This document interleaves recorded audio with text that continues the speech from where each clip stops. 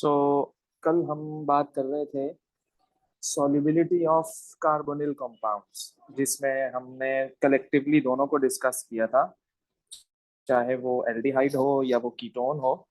तो हमने एक बात आपको ये बताई थी कि as the number of carbon increases, okay, as the number of carbon increases, so the solubility of carbonyl compounds decreases। सही है जी, हमारी यहाँ तक बात हो गई थी। अच्छा, फिर हमने आपको ये बात कही थी कि जब आपके कार्बन ज्यादा होते हैं, कार्बन ज्यादा होने से होता क्या है, बेसिकली कार्बन के ज्यादा होने से आपका जो नॉन पोलर पार्ट है वो इंक्रीज हो जाता है। जब आपका नॉन पोलर पार्ट इंक्रीज होगा, वैसे तो मतलब कि हम कहते हैं कि लाइक डिजोल्व लाइक, यानी कि पोलर पोलर को डिजोल्व करता है और नॉन पोलर नॉन पोलर को डिजोल्व करता है। लेकिन सिनेरियो यहाँ पर ऐसा है कि वाटर तो पोलर है, इट्स ओके, वाटर तो पोलर है, लेकिन कार्बोनिल कंपाउंड जो है वो भी पोलर है। बट जब कार्बन चेन आपकी इंक्रीज हो रही होती है, तो as a result non polar part आपका इंक्रीज हो रहा होता है, तो तब हम कहते हैं कि इसकी सॉल्युबिलिटी क्या हो रही है, कम हो रही है। ओके, तो आज इसके आगे हमारे पास कुछ रिएक्शंस है, केमिकल प्रॉपर्टी है। फिजिकल प्रॉपर्टी में दैट्स एनफ कि हमने मेल्टिंग बॉइलिंग पॉइंट डिस्कस कर लिया चीजों का, हमने उसकी सॉल्युबिलिटी को डिस्कस कर लिया। फिर हमने ये देख लिया कि इंटरमोलिकुलर फोर्स दो चीजों पे डिपेंड कर रहा होता है, नंबर ऑफ इलेक्ट्रॉन पे और एक सरफेस एरिया पे। सही है जी, एक नंबर ऑफ इलेक्ट्रॉन पे और एक सरफेस एरिया पे। तो सरफेस एरिया की भी हमने आपको बात बता दी थी, नहीं बताई? हाँ, बता दी थी।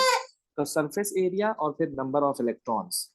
सरफेस एरिया अगर ज्यादा होगा तो वेंडरवॉल फोर्स भी ज्यादा, यानी कि लंदन फोर्स भी ज्यादा होगी। अगर लंदन फोर्स ज्यादा होगी तो अल्टीमेटली आपका इंटरमोलिकुलर यानी कि मेल्टिंग और बॉइलिंग पॉइंट भी क्या हो जाएगा, ज्यादा हो जाएगा। अच्छा जी, अब हम आते हैं कुछ रिएक्शंस की तरफ। ओके, सो केमिकल प्रॉपर्टीज हमारे पास है, कुछ प्रिपरेशंस हैं, कुछ इनकी केमिकल प्रॉपर्टीज हैं। तो अगर मेरे पास कोई भी एल्डिहाइड हो या कीटोन हो, तो हम उससे क्या अल्कोहल बना सकते हैं, या हम उससे कार्बोक्सिलिक एसिड बना सकते हैं, या अगर मेरे पास कोई कीटोन हो, सही है, और अगर मैं इन दोनों के डिफरेंस टेस्ट करूं कि how to differentiate between aldehyde and ketone, तो वो कैसे करूंगा मैं? सही है, तो ये सारी चीजें हम क्या करेंगे, इसमें इसमें डिस्कस करेंगे। ओके, तो आपको पहले से क्या पता होनी चाहिए चीजें कि oxidising agent, reducing agent, mild oxidising agent, then you can say strong oxidising agent. इसकी समहाउ थोड़ी बहुत आपको चीजें जो है वो पता होनी चाहिए, वो आपको काफी जो है वो हेल्प करेंगी। ओके, अच्छा, सबसे पहले तो हम इसका एक टेस्ट डिस्कस कर लेते हैं जो कि बड़ा इंपॉर्टेंट टेस्ट है। How to differentiate between aldehyde and ketone, how to differentiate between aldehyde and ketone. Okay, तो हम इसको इस तरह से कर लेते हैं कि yes, differentiate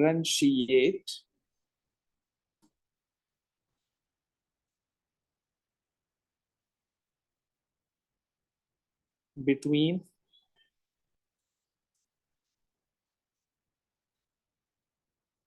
aldehyde and ketone. Okay, तो किसी को पता है हम्माद, अम्मार, अस्का, कैसे हम इसको डिफरेंशिएट करेंगे? अच्छा, हम जब इस तरह से ये पूछते हैं तो बच्चा कहता है कि भाई एक में दोनों तरफ आ रहे हैं और एक में एक तरफ आ रहा है, एक तरफ एच है। भाई वो सही है, वो फिजिकल अपीयरेंस है। ओके, आपको फॉर्मूला नजर आ रहा है, आपने डिफरेंशिएट कर लिया, लेकिन उसको केमिकली टेस्ट करो ना। जैसे अगर आपको याद हो, हम आपसे पूछते थे एल्केन और एल्कीन में डिफरेंशिएट करना है, तो आप हमें बताते थे कि भाई ऐड ब्रोमीन वाटर, अगर ब्रोमीन डीकलराइज हो रहा है सो इट्स मीन कि एल्कीन इज कंफर्म्ड, और अगर ब्रोमीन डीकलराइज नहीं हो रहा है it's mean alkane is confirmed. इस तरह का केमिकल टेस्ट जो है वो हमें एल्डिहाइड और कीटोन के बारे में पता होना चाहिए, ताकि हम इनको on the basis of observation results हम बता सकें कि इस टेस्ट ट्यूब में एल्डिहाइड है और इस टेस्ट ट्यूब में कीटोन है हमारे पास। कोई आइडिया? यस, हाँ जी, क्या कहते हो बेटा? हम्म, कोई आइडिया नहीं है? अमार, मेरी आवाज तो आ रही है ना? जी जी जी। सर। Uh, yes.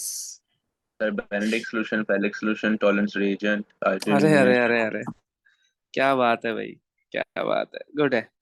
तो हमारे पास दो तरह के सॉल्यूशंस हैं, दो तरह के हम टेस्ट परफॉर्म कर रहे होते हैं इसमें। एक हमारे पास है फैलिंग सॉल्यूशन, और एक हमारे पास है Tollens reagent. Falling solution and Tollens reagent. अच्छा, दोनों ऑक्सीडाइजिंग एजेंट हैं, पहले तो मैं ये आपको बता दूं, दोनों ऑक्सीडाइजिंग एजेंट हैं, दोनों दोनों। तो बेसिकली होता ये है कि एल्डिहाइड है ना आपके पास, let suppose CH3, C double bond OH, सही है, और CH3, C double bond O, और CH3। ओके, ये 3 कार्बन वाला कीटोन है, दैट इज प्रोपानॉन। और ये, इसको भी मैं 3 कार्बन वाला एल्डिहाइड कर लेता हूं ताकि कंपैरिजन हो सके। अच्छा, ये आपका एल्डिहाइड है, और ये क्या है, कीटोन है। आइडेंटिफिकेशन हम आपको पहले ही बता चुके हैं कि दोनों की आइडेंटिफिकेशन क्या है। दोनों तरफ आर होगा तो कीटोन, एक तरफ आर एक तरफ एच होगा तो एल्डिहाइड होगा। इन दोनों को मैंने क्या किया, अलग अलग टेस्ट ट्यूब में डाल दिया। ओके, मैंने टेस्ट ट्यूब ली, मैंने उसमें दोनों सॉल्यूशंस को जो है वो डाल दिया।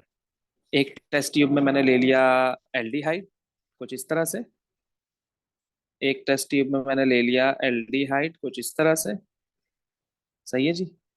और ये आपका आ गया एल्डिहाइड,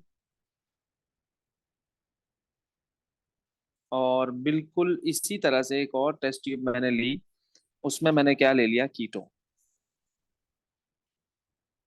और इसमें भी मैंने डाला Fehling solution.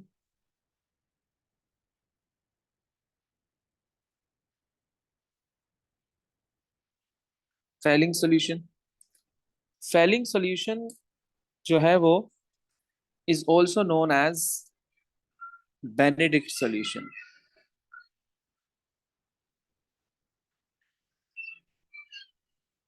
Benedict solution, okay. Benedict solution या फैलिंग सॉल्यूशन, इसमें भी और इसमें भी, दोनों में मैंने ये डाल दिया, कुछ इस तरह से। सही है जी, ओके हो गया। अच्छा, अब डालने के बाद मैंने देखा, ऑब्जर्व किया, ऑब्जर्वेशन मुझे जो मिली वो ये मिली कि इनिशियली जो मेरा कार्बोनिल कंपाउंड था, यानी कि जो एल्डिहाइड था, वो कलरलेस था। और फेलिंग सॉल्यूशन का अगर आप मुझसे कलर पूछोगे तो Fehling solution basically blue colour का सॉल्यूशन होता है, क्योंकि ये कॉपर सल्फेट का सॉल्यूशन है। एल्कली सॉल्यूशन है कॉपर सल्फेट का, एल्कलाइन सॉल्यूशन है कॉपर सल्फेट का। तो फेलिंग सॉल्यूशन में होता है कॉपर 2+। फेलिंग सॉल्यूशन में क्या होता है, कॉपर 2+ होता है। और कॉपर 2+ आपको पता है कि ब्लू कलर का होता है, ब्लू सॉल्यूशन नहीं। अगर इसमें एल्डिहाइड हुआ तो याद रखिएगा, ऑब्जर्वेशन मुझे नजर आएगी red TPT, red TPT observed, red PPT observe. और अगर मैं आपको कहूं कि कीटोन में क्या ऑब्जर्वेशन होगी, तो कीटोन में नो चेंज। कीटोन में नो चेंज, नो चेंज इस वजह से क्योंकि कीटोन तो फर्दर ऑक्सीडाइज हो ही नहीं सकता। तो ये एक अच्छा टेस्ट हो गया, डिफरेंस टेस्ट हो गया कि अगर हमें रेड पीपीटी ऑब्जर्व हो रही है तो हम ये बता सकते हैं कि ये जो टेस्ट ट्यूब थी जिसमें आपने अपना बेनेडिक्ट सोल्यूशन डाला है या फेलिक सोल्यूशन डाला है, इसमें क्या प्रेजेंट होगा, एल्डिहाइड प्रेजेंट होगा। जबकि कीटोन के केस में नो चेंज, क्योंकि कीटोन फर्दर ऑक्सीडाइज होता ही नहीं है। अब वो क्यों नहीं होता वो हम बाद में बहस करेंगे इस पे। अभी तो हम सिर्फ इतना बताना चाह रहे हैं कि यार हम इन दोनों को डिफरेंशिएट कैसे करेंगे, just like alkene and alkene, just like alkene and alkene. अभी तो हम बिल्कुल सिंपल सी एक डिस्कशन कर रहे हैं। एक तो ये टेस्ट है, ऑन द बेसिस ऑफ आपने बेनेडिक्ट सॉल्यूशन या फेलिंग सॉल्यूशन बता दिया, सही है जी। On the basis of result, on the basis of observation हमने डिसाइड कर लिया कि एक एल्डिहाइड है और एक क्या है, कीटोन है। ओके, अच्छा। अब मैंने क्या किया, इसी तरह से, इसी तरह से एक और सिनारियो मैंने लिया कि उसमें अब हम क्या ऐड कर रहे हैं, फेलिंग सॉल्यूशन नहीं है अब मेरे पास। ओके, अब मेरे पास फेलिंग सॉल्यूशन नहीं है, अब मेरे पास है टॉलेंस रिएजेंट। अब क्या है, टॉलेंस रिएजेंट।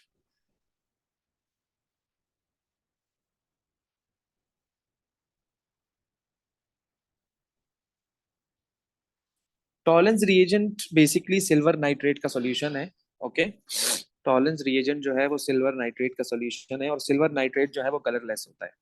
सिल्वर नाइट्रेट क्या होता है? कलरलेस होता है। तो टॉलेंस रिएजेंट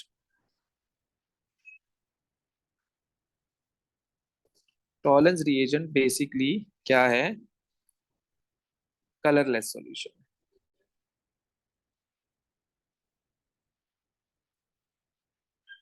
कलरलेस, सही है।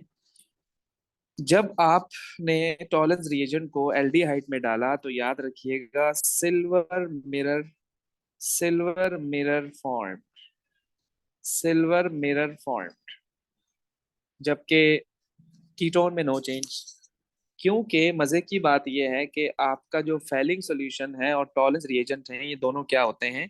ऑक्सीडाइजिंग एजेंट होते हैं। हमने इसको मेंशन कर देना है यहाँ पर कि falling solution, Fehling solution and Tollens reagent, failing solution and tolerance reagent both are both oxidizing agents,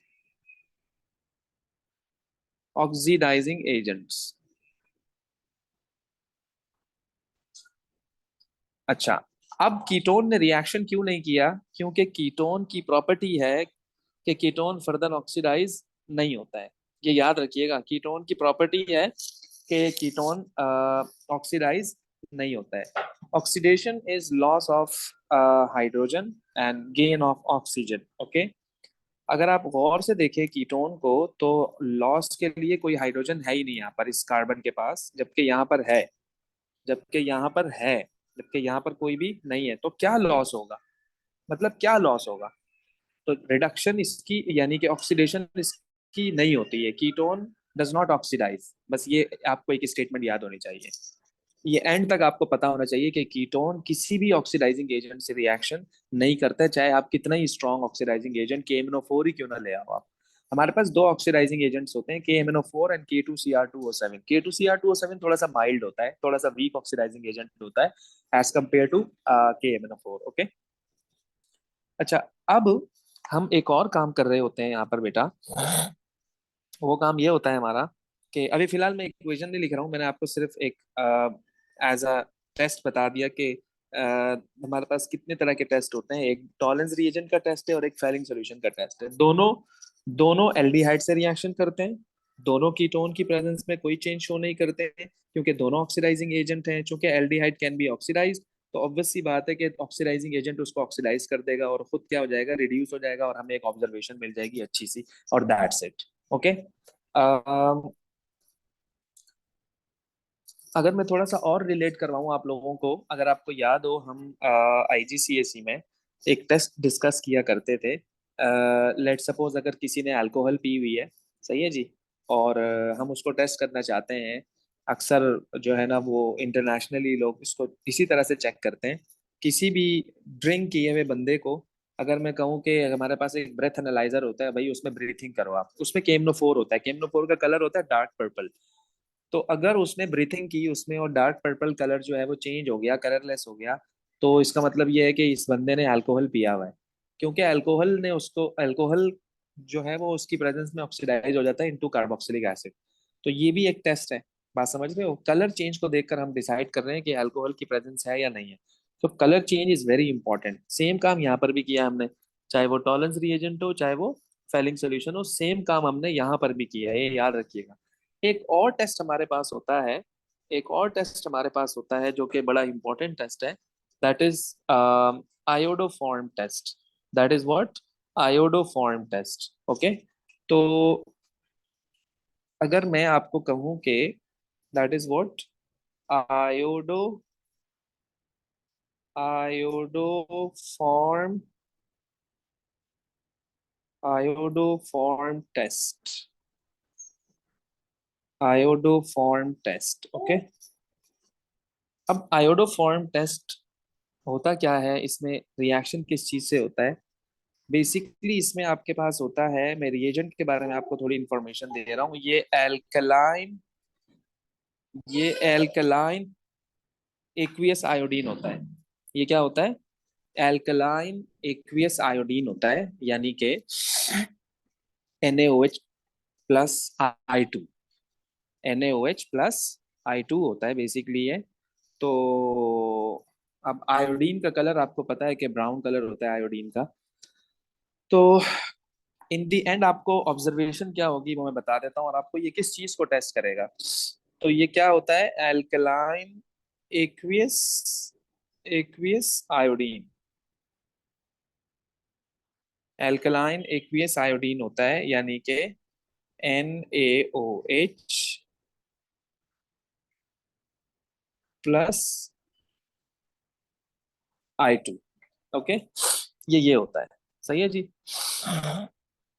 अब इसमें फॉर्म क्या होता है, ऑब्जर्वेशन क्या मिलती है हमें? तो याद रखिएगा, इसकी ऑब्जर्वेशन होती है, अगर ये टेस्ट पॉजिटिव आ जाए ना तो इसकी ऑब्जर्वेशन होती है येलो पीपीटी। क्या होती है? Yellow PPT. क्यों होती है येलो पीपीटी? क्यों होती है येलो पीपीटी? क्योंकि क्योंकि आयोडोफॉर्म इज फॉर्म्ड। क्यों होती है? क्योंकि iodoform produced. Iodoform produced. Okay, iodoform produce हो गया। इसमें आयोडोफॉर्म का फॉर्मूला होता है ट्राई आयोडोमीथेन। चलो, अच्छा जी। सो आयोडोफॉर्म टेस्ट में क्या है? इसमें try try iodo methane form होता है। ओके, ट्राई आयोडोमीथेन का फॉर्मूला होता है CH3। और ये CH3 का कलर होता है येलो पीपीटी। जो हमने आपको कहा ना, जो येलो पीपीटी फॉर्म हो रही है, तो येलो पीपीटी क्या है? ये येलो पीपीटी CH3 है। ओके, अच्छा, अब ये फॉर्म कब होती है, ये होता कब है, किसकी प्रेजेंस में ये टेस्ट हो रहा होता है? तो ये टेस्ट होता है बेसिकली एल्का वो अपना मीथाइल कीटोन। किसकी प्रेजेंस में होता है? Methyl ketone. Only only only this only this. Okay, अब यहाँ कुछ भी हो, मुझे उससे कोई सरोकार नहीं है। यहाँ भले 50 कार्बन लगे हुए हो, no issue. No issue, 60 carbon हो, नो इशू, 100 कार्बन हो, we are not interested. We are interested in this, कि ये होना चाहिए। ये बड़ी इंपॉर्टेंट बात है, मैं आपको बता रहा हूँ, बड़ी इंपॉर्टेंट बात है ये। बहुत इसमें कंफ्यूजन होती है, बहुत ज्यादा। तो CH3 C double bond O होना चाहिए। अगर कोई मुझे कहे कि सर मेरे पास तो ये है, सर हमारे पास तो ये है, सर हमारे पास तो ये है, तो भाई नहीं देगा ना यार टेस्ट, इसका नेगेटिव आएगा ना भाई, पॉजिटिव थोड़ी आएगा। हमें तो क्या चाहिए? इसका नाम होता है बेटा मीथाइल कीटोन। क्या नाम होता है इसका? Methyl ketone. इसका नाम होता है मीथाइल कीटोन। अच्छा, ऐसा भी पॉसिबिलिटी है, ऐसी भी पॉसिबिलिटी है कि आपके पास ये स्ट्रक्चर हो, ये स्ट्रक्चर हो, कोई इशू नहीं है, यस टेस्ट दे देगा, क्योंकि मैं तो इसको देख रहा हूँ ना। मैं तो इसको देख रहा हूँ, मैं तो इसको देख रहा हूँ, मैं कोई हाइड्रोजन को थोड़ी देख रहा हूँ, मैंने तो इसको देखना है। तो हमने यही आपको कहा कि ये प्रेजेंट होना चाहिए। बाकी यहाँ पर क्या है क्या नहीं है भाई, हमें उससे कोई वो नहीं है। ओके, एक तो बात मैंने आपको ये बताई। दूसरी बात क्या है, चूंकि ये एल्कला यानी कि एल्डिहाइड और कीटोन हम डिस्कस कर रहे हैं, तो मैं अभी सिर्फ आपको यही बता रहा हूँ। वैसे जो है ये टेस्ट अपना एथन उसकी प्रेजेंस में भी होता है, अल्कोहल की प्रेजेंस में। ओके, अब अल्कोहल में क्या कंडीशन होती है? अल्कोहल में भी यही कंडीशन होती है, देखिएगा जरा।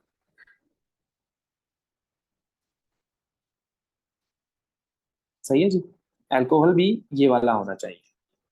ओके, हो गया। और किसकी प्रेजेंस में होता है? ये एथेनॉल का भी पॉजिटिव टेस्ट देता है, लेकिन एथेनॉल यहाँ पर एक एक्सेप्शनल केस है। Ethanol is a primary alcohol, लेकिन ये प्राइमरी अल्कोहल सिर्फ एथेनॉल का टेस्ट देता है। खैर मैं भी इसको डिस्कस करना ही नहीं चाह रहा हूँ, मैं आपको सिर्फ ये बता रहा हूँ कि अभी फिलहाल के लिए आप ये दो चीजें याद रख लो, कि अगर ये भी होगा तो आपका आयोडोफॉर्म टेस्ट क्या आ जाएगा? पॉजिटिव आ जाएगा। ये मैंने क्यों बताया आपको? क्योंकि अक्सर हमारे पास कुछ ऐसी सिचुएशन क्रिएट हो जाती है कि मजे की बात मैं आपको बताऊं, दोनों कीटोन होते हैं।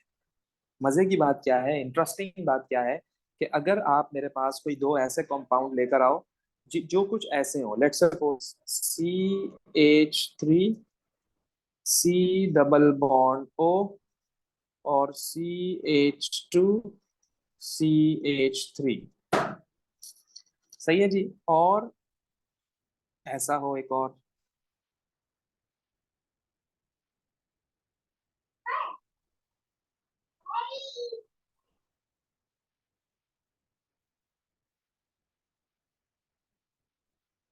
सिचुएशन को जरा समझिएगा आप। अब आप मेरे पास ये दो कंपाउंड्स लेकर आते हैं और आप मुझसे पूछते हो सर इसमें डिफरेंशिएट कैसे करें, क्या टॉलेंस रिएजेंट डालें, क्या फेलिंग सोल्यूशन डालें। ना टॉलेंस इससे रिएक्शन करेगा, ना फेलिंग करेगा, ना टॉलेंस इससे करेगा, ना फेलिंग्स करेगा, तो ये तो मैं डिफरेंशिएट कैसे करूंगा फिर। तो हम इस सिचुएशन में क्या करते हैं, मिथाइल यानी कि आयोडो फॉर्म ऐड करते हैं, उसमें आयोडीन प्लस NaOH ऐड करते हैं। आयोडीन प्लस NaOH ऐड करने के बाद हम क्या कहते हैं कि अगर आपके पास येलो पीपीटी फॉर्म हो रही है तो that's okay, methyl ketone is confirm, यानी कि ये वाला कंपाउंड इज कंफर्म, क्योंकि इस वाले कंपाउंड में मिथाइल मिथाइल कीटोन है, जबकि इसमें नहीं है। इसमें क्या है, इथाइल कीटोन है। नहीं भाई, हमें इथाइल कीटोन नहीं चाहिए, हमें मिथाइल कीटोन चाहिए। तो मैंने क्या किया, मैंने इसको मैंने इसको एक बीकर में ले लिया कुछ इस तरह से, सही है जी। यहाँ पर भी मैंने एक बीकर बना दिया, एज इट इज मैंने यहाँ भी बना दिया एक बीकर। सेट हो गया, छोटा पड़ गया ये, चलो बड़ा हो गया, सही है जी, ओके। अच्छा, मैंने क्या किया मैंने क्या किया, इसमें डाल दिया, इसमें क्या किया, ऐड कर दिया I2/OH-,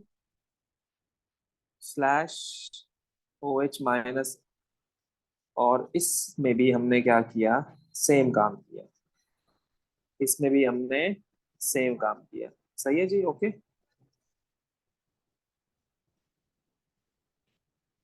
अच्छा, फिर मैंने ये देखा कि लेफ्ट वाले बॉक्स में जिसमें ये है, मुझे नजर आया कि येलो पीपीटी ऑब्जर्व,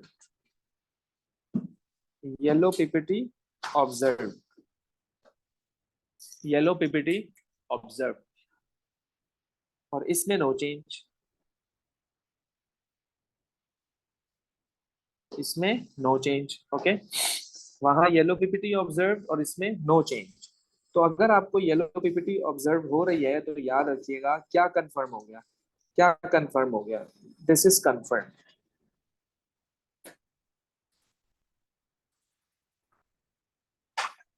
सेट हो गया जी।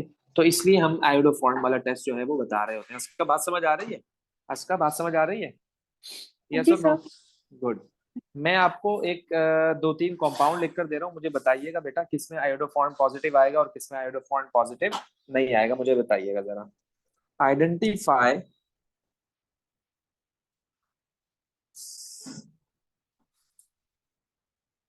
आइडेंटिफाई नंबर वन, CH3CHO,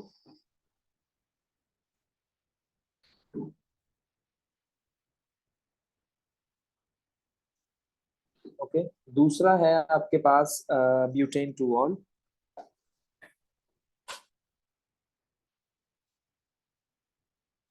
तीसरा है आपके पास 2 methyl propane 1 ऑल।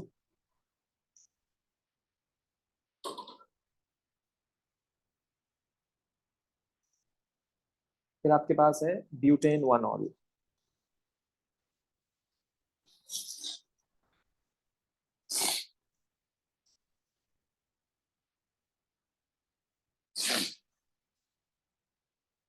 चलें जी, फर्स्ट आयोडोफॉर्म टेस्ट पॉजिटिव देगा नहीं देगा, yes.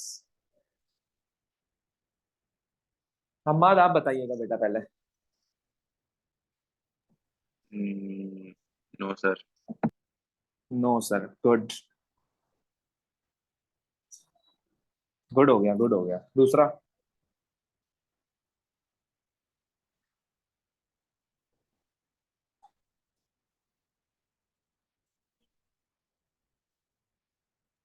No sir. Butane 2 all.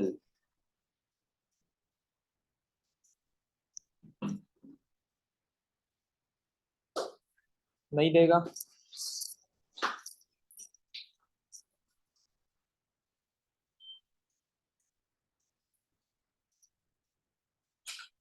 Okay, third.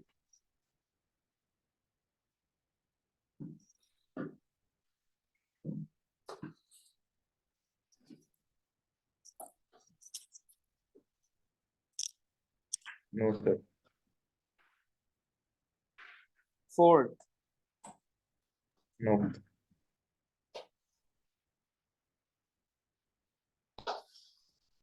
अच्छा जी, अब अगर हम आपसे पूछें कि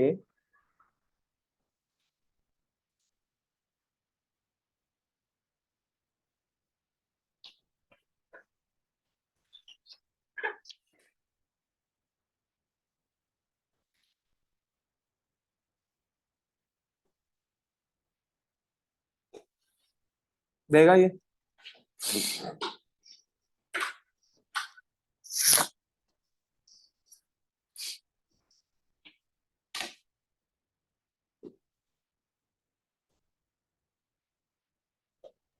Positive देगा. देगा ना? Sir, yes. butan 2 will not give positive. तुमने ही बोला नहीं देगा, बना के चेक कर लेते हैं इसे। सर मैंने तो नहीं अभी बोला. चेक कर ले, नहीं बोला, अभी चेक कर लेते हैं इसे क्या है ये। ब्यूटेन टू ऑल का मतलब ये है कि 4 कार्बन कुछ इस तरह से, और दूसरे कार्बन पर क्या लगा हुआ है, ओ एच। है ना यार, देगा ना यार ये। यस को तो मुझे यस लिखना चाहिए। यस देगा, गुड हो गया, गुड है, गुड है। ये देगा, क्योंकि इसमें टर्मिनल जो है वो मिथाइल ग्रुप है, ओएच है। हमने यही बात की थी ना अभी कि ये दोनों होने चाहिए, इन दोनों में से कोई एक। तो ये वाली सिचुएशन बन रही है इसमें, तो यस ये देगा, बिल्कुल देगा। ये क्यों दे रहा है? ये इसलिए दे रहा है क्योंकि इसके आखिर में आपको ये नजर आ रहा है। ये तो सब ख्वारी है, बनाना बेवकूफ़ी है। आप असल काम की चीज देखो कि क्या चीज है, हमें क्या देखना है। सही है जी, तो ये आयोडोफॉर्म टेस्ट हो गया, और फैलिंग सॉल्यूशन और टॉलरेंस रिएजेंट हो गया। भाई ये दोनों टेस्ट तुम्हें अच्छी तरह से जो है वो पता होने चाहिए, याद रखिएगा। अच्छा। सही है जी, चले जी आगे चलते हैं अब हम। Oxidation of aldehyde and ketone. Oxidation of aldehyde and ketone.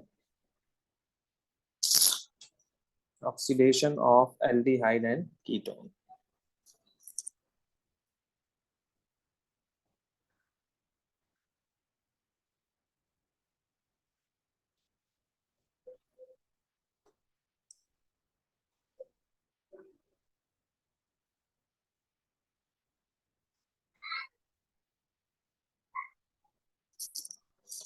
आप जब ऑक्सीडेशन ऑफ एल्डिहाइड करोगे तो आपको चाहिए होगा ऑक्सीडाइजिंग एजेंट। सही है जी। और ऑक्सीडाइजिंग एजेंट जो है वो जो हम जनरली लेते हैं, जनरली जो हम ऑक्सीडाइजिंग एजेंट ले रहे होते हैं एल्डिहाइड्स के लिए, वो होता है हमारा potassium dichromate, acidified potassium dichromate, यानी कि K2Cr2O7। अच्छा, एक और ऑक्सीडाइजिंग एजेंट भी होता है हमारे पास, KMnO4, पोटेशियम मैंगनेट। लेकिन potassium manganate strong oxidising agent है, तो वो हम ज्यादातर एल्कीन के लिए यूज कर रहे होते हैं। स्ट्रॉन्ग ऑक्सीडाइजिंग एजेंट जब हम एल्कीन को ऑक्सीडाइज कर रहे होते हैं। तो अभी फिलहाल के लिए हमें जो ऑक्सीडाइजिंग एजेंट चाहिए वो K2Cr2O7 है, और उसी से ही हम इसको बड़ी आसानी के साथ ऑक्सीडाइज कर देते हैं।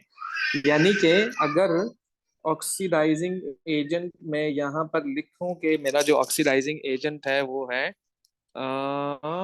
ऑक्सीडाइजिंग एजेंट हमारा है K2Cr2O7, लेकिन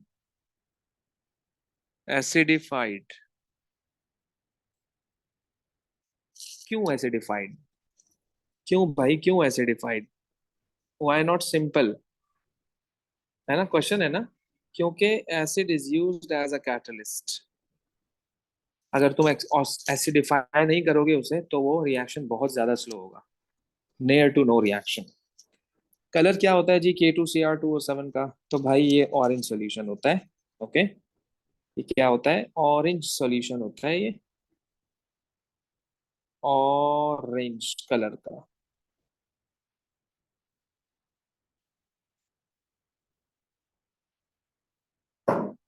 सही है। और प्रोडक्ट क्या बनती है, ऑब्जर्वेशन क्या होती है, इन द एंड आपका चेंज क्या आता है अगर ये ऑक्सीडाइज हो जाए, रिड्यूस हो जाए। So orange solution to green solution.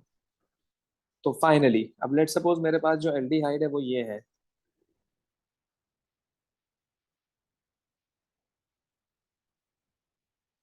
मैंने ऑक्सीडाइज करा दिया।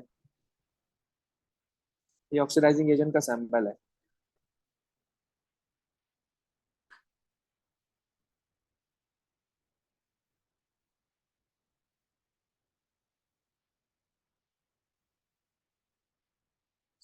हीट करेंगे इसको हम। ओके, हीट करेंगे इसे हम तो क्या बन जाएगा।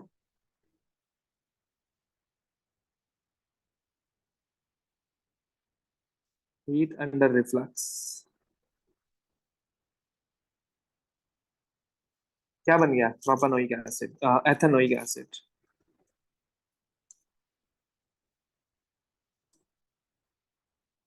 किससे बना, एथेनॉल से। क्या ऑब्जर्वेशन नजर आई, क्या मिला हमें, क्या नजर आया, तो आप बोलोगे ऑब्जर्वेशन में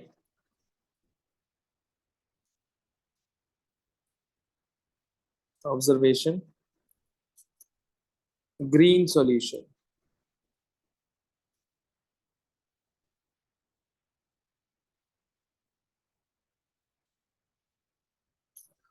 ग्रीन कलर आपको नजर आएगा। सही है जी। ग्रीन सॉल्यूशन आपको नजर आएगा। मुझे यूं कहना चाहिए, मुझे यूं कहना चाहिए कि कलर चेंज फ्रॉम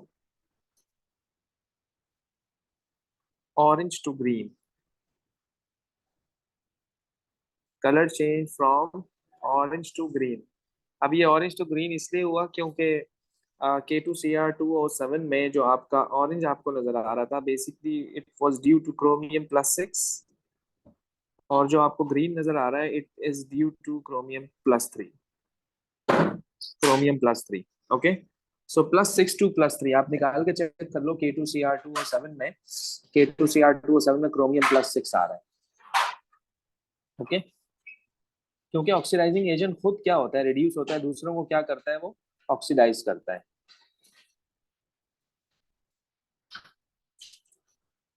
तो जब हमने K2Cr2O7 में क्रोमियम की ऑक्सीडेशन स्टेट निकाली तो वो I+6।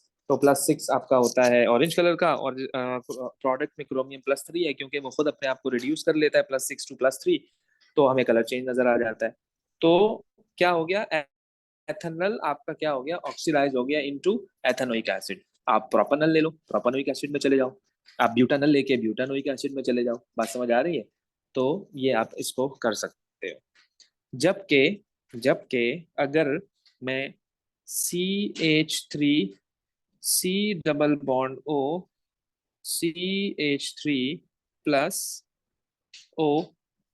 इसका मुझे प्रोडक्ट बताइएगा जरा। स्ट्रॉन्ग ऑक्सीडाइजिंग एजेंट यूज कर रहा हूं मैं, द सेम थिंग। इसका प्रोडक्ट बताइएगा जल्दी से, बहुत आसान है लेकिन बहुत मुश्किल है। बड़े बड़े साइंटिस्ट जवाब नहीं दे सके बेटा इसका। ट्रिकी है, ट्रिकी है भाई। इसका क्या कहती हो। सर ये यस। आगे ऑक्सीडाइज नहीं हो सकेगा, ये क्यों कीटोन है। बेटा, ये कीटोन है। No reaction, no reaction. तो कीटोन फर्दर ऑक्सीडाइज, फर्दर क्या, कीटोन ऑक्सीडाइज होता ही नहीं। उसका मैंने आपको रीजन बता दिया कि कीटोन के पास बेसिकली हाइड्रोजन नहीं होता है। तो हाइड्रोजन होना चाहिए ना, क्योंकि आप ऑक्सीडाइज कर रहे हो। It's the loss of hydrogen, it's the loss of hydrogen. तो लॉस ऑफ हाइड्रोजन इसमें है ही नहीं। यहाँ पर आपको कोई हाइड्रोजन नजर नहीं आ रहा है कार्बन के पास। जबकि जो यहाँ नजर आ रहा है आपको, समझ आ रही है, टर्मिनल हाइड्रोजन जो आपको नजर आ रहा है वो कीटोन में नहीं नजर आ रहा। तो इसलिए ऑक्सीडाइज ये नहीं होता है। अच्छा, अगर ओके कोई नहीं, हम अगर इसको रिड्यूस करना चाहें, यानी कीटोन मेरे पास है, ऑक्सीडाइज नहीं हो रहा है, तो ये रिड्यूस तो होगा कम से कम। तो रिड्यूसिंग एजेंट हमारे पास क्या होना चाहिए, रिड्यूसिंग एजेंट हमारे पास है LiAlH4। या आप रिड्यूसिंग एजेंट ले लो, दो तरह के रिड्यूसिंग, जैसे ऑक्सीडाइजिंग एजेंट्स होते हैं ना, KMnO4 एंड K2Cr2O7। इसी तरह से हमारे पास रिड्यूसिंग एजेंट्स भी होते हैं। एक है LiAlH4 लिथियम एल्यूमिनियम हाइड्राइड, और एक रिड्यूसिंग एजेंट है NaBH4 सोडियम बोरोहाइड्राइड। ओके, तो अब मैं काम करता हूँ कि रिडक्शन ऑफ कीटोन, मैं क्या करता हूँ, रिडक्शन ऑफ कीटोन, बाद में हम इसको समराइज कर लेंगे। मैं आपको दिखाता हूँ कि हम कैसे समराइज करेंगे। Reduction of ketone, reduction of ketone, ये सारे रिएक्शन करने के बाद ना हम उसको इस तरह से एक जगह पर लिख लेंगे। देखिएगा जरा, ये सारे रिएक्शन एक जगह जो हमने इस तरह से लिखे हुए हैं, फिर लेट्स सी। अच्छा जी,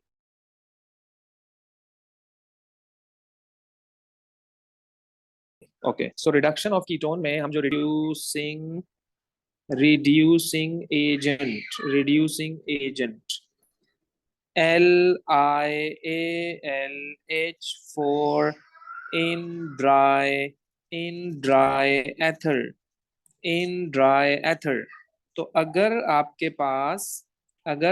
पास कोई भी कीटोन है, let's suppose CH3 C double bond O और CH3 है, तो अगर मैं उसको रिड्यूस करूं, reducing agent is represented by H, जैसे कि oxidising agent is represented by O, तो आपका ये रिड्यूस हो जाएगा CH3COH एंड CH3।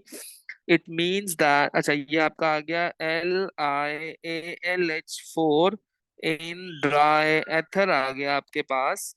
और ये आपका था प्रोपानॉन, ये क्या था, प्रोपानॉन।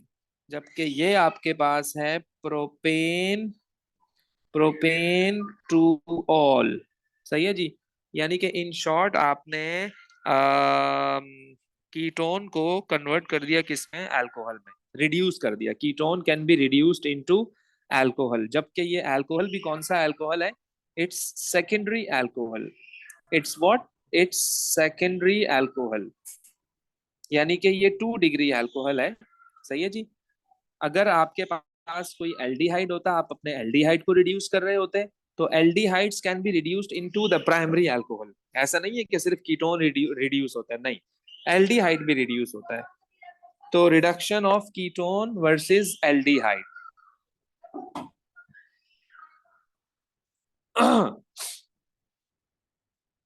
तो मैं आपको एल्डिहाइड ले लेता हूँ, let's suppose CH3C double bond OH plus hydrogen आ गया, सेम कंडीशंस प्रोवाइड की, तो ये बन गया आपके पास करके, ये कंडीशंस मैंने प्रोवाइड की हैं।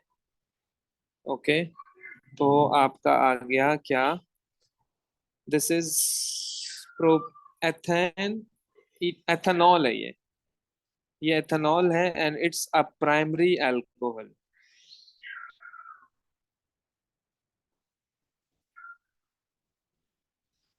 मीन्स के ये 1 डिग्री अल्कोहल है, वो 2 डिग्री अल्कोहल था। ओके, ये प्राइमरी अल्कोहल है, वो सेकेंडरी अल्कोहल। सेम कंडीशंस दी थी मैंने, LiAlH4 इन ड्राई एथर। सही है जी। ओके, अच्छा जी, आगे आइए जरा। अब कुछ मैकेनिज्म्स हैं, क्योंकि आपके जो कार्बोनिल कंपाउंड्स होते हैं, they show nucleophilic addition reaction, they show nucleophilic addition reaction. उससे पहले हम एक की रिएक्शन बना लेते हैं ताकि आपको आइडिया हो जाए अच्छा। एक लेट्स सपोज मेरे पास है एल्डिहाइड। ओके, एल्डिहाइड है मेरे पास, मैंने क्या किया, एल्डिहाइड को ऑक्सीडाइज कर दिया, ऑक्सीडाइज कर दिया इसे, तो मेरे पास बन गया क्या, कार्बोक्सिलिक एसिड बन गया मेरे पास, कार्बोक्सिलिक एसिड बन गया। ओके। और अगर मैंने इसको रिड्यूस कर दिया इस तरह से, एल्डिहाइड अगर मैंने रिड्यूस कर दिया तो मेरे पास बन जाएगा प्राइमरी अल्कोहल। तो क्या बन जाएगा? Primary alcohol. ओके। अच्छा, अगर मेरे पास कोई कीटोन हुआ, ओके, अगर मेरे पास कोई कीटोन हुआ तो कीटोन को अगर मैं रिड्यूस करूंगा तो कीटोन रिड्यूस हो जाएगा into secondary alcohol. Okay, ketone reduce हो जाएगा इनटू सेकेंडरी अल्कोहल। और कीटोन को अगर हम ऑक्सीडाइज करें तो आप बोलोगे कि नो रिएक्शन। तो ये एक समरी है इसकी, कीटोन की और एल्डिहाइड की। तो इसको आप अपने जो है ना वो जहन में रखिएगा। सही है जी। अच्छा, फिर हमारे पास है कुछ nucleophilic addition reactions. Nucleophilic addition reactions, लेकिन उससे पहले आप मुझे ये बताइए कि व्हाट इज न्यूक्लियोफाइल। उससे पहले आप मुझे ये बताइए व्हाट इज न्यूक्लियोफाइल। हाँ भाई, क्या कहते हो? Nucleo, nucleo means nucleus, nucleo means nucleus, and file means loving. File means loving. Nucleo means nucleus and file means loving. Nucleus होता है positively charge substance, positively charge particle, positive charge होता है। Okay, सो आप कह सकते हो कि anything that is attractive towards the nucleus. Nucleus loving है ना, तो इसके खुद के ऊपर कौन सा चार्ज होना चाहिए? नेगेटिव चार्ज होना चाहिए। सॉरी, ऐसे ही है, नेगेटिव चार्ज होना चाहिए। तो याद रखिएगा, nucleophiles are represented by NU। और ये क्या होते हैं? बेसिकली लोन पेयर डोनर्स होते हैं ये, लोन पेयर डोनर्स होते हैं ये। लेट्स सपोज आपके पास है अमोनिया, नाइट्रोजन के पास एक लोन पेयर होता है, तो नाइट्रोजन हो गया। H2O में ऑक्सीजन के पास दो लोन पेयर्स होते हैं। इसी तरह से जो है वो कोई भी सब्सटेंस जिसके पास कोई भी लोन पेयर हो, कोई भी सब्सटेंस जिसके पास कोई भी लोन पेयर हो, तो मैं कह सकता हूं कि जो ये दोनों हैं they are nucleophiles. They are nucleophiles. क्यों? कि they have an ability to donate their lone pairs. जरूरी नहीं है कि न्यूक्लियोफाइल पे नेगेटिव चार्ज हो, ये याद रखिएगा, जरूरी नहीं है न्यूक्लियोफाइल पे नेगेटिव चार्ज हो।